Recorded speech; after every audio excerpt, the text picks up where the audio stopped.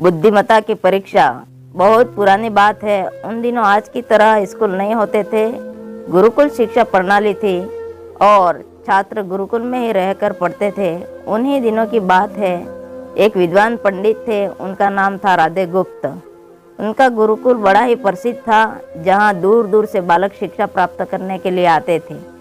राधे गुप्त की पत्नी का देहांत हो चुका था। उनकी उम्र भी ढलने लगी थी।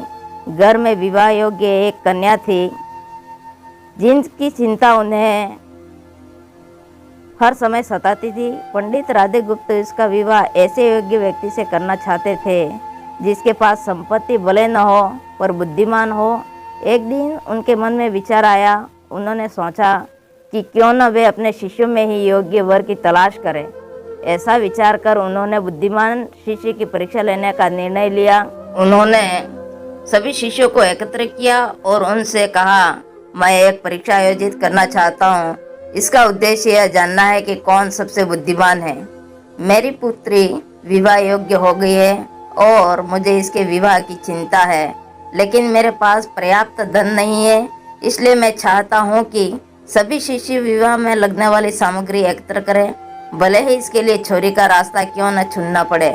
लेकिन सभी को एक शर्त का पालन करना होगा। शर्त यह है कि किसी भी शिष्य को चोरी करते हुए कोई देख न सके। अगले दिन से सभी शिष्य अपने अपने काम में जुट गए।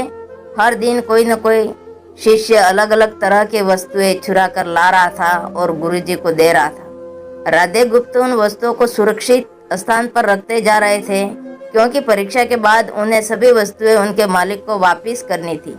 परीक्षा से वे यही जानना चाहते थे कि कौन सा शिष्य उनकी बेटी से विवाह करने योग्य है।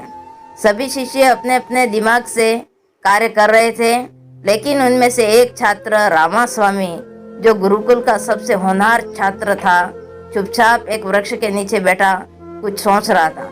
उससे सोच में बैठा देख राधे गुप्त ने कारण पूछा।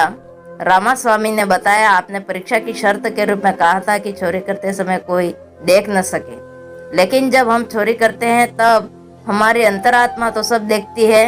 हम खुद से उसे छिपा नहीं सकते। इसका अर्थ यही हुआ न कि चोरी करना व्यर्थ है। उसकी बात सुनकर राधे गुप्त का चेहरा प्रसन्नता से खिल उठा।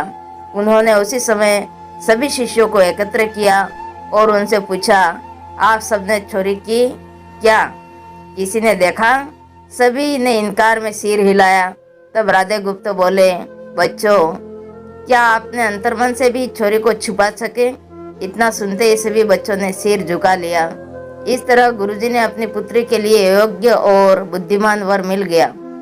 उन्होंने रामास्वामी के साथ अपनी पुत्री का विवाह कर दिया। साथ ही शिष्यों द्वारा चुराई गई वस्तुएं उनके मालिकों को वापस कर बड़ी विनम्रता से क्षमा मांग ली। शिक्षा, कोई भी कार्य अंतर्मन से छिपा नहीं रहता और अंतर्मन ही व्यक्ति को सही रास्ता दिखाता है।